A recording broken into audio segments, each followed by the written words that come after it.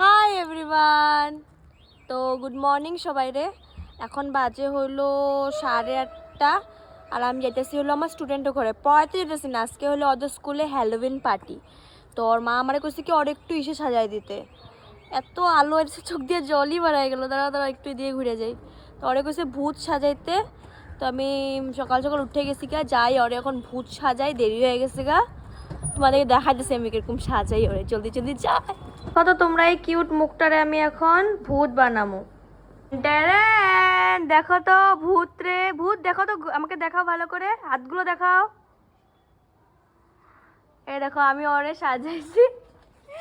তোমরা কইবা তো কিরকম লাগতেছে। আমার তো ওরে বহুত কিউট লাগতেছে। বসে যাও। আমার তো ওরে বহুত কিউট লাগতেছে, মানে এত কিউট যে আমার ভূত সাজানো পরেও ওরে কিউটই লাগতেছে না। তোমরা কও তো ওর ভূত সাজানো পরেও কিউট লাগতেছে না?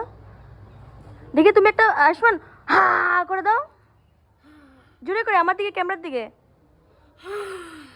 আমি ঘরে আয়সা পড়লাম, ভাবছিলাম কি আজকে আর ঘুমাবো না, কিন্তু আমি এখন আবার ঘুমায় যেতেছি। Good night.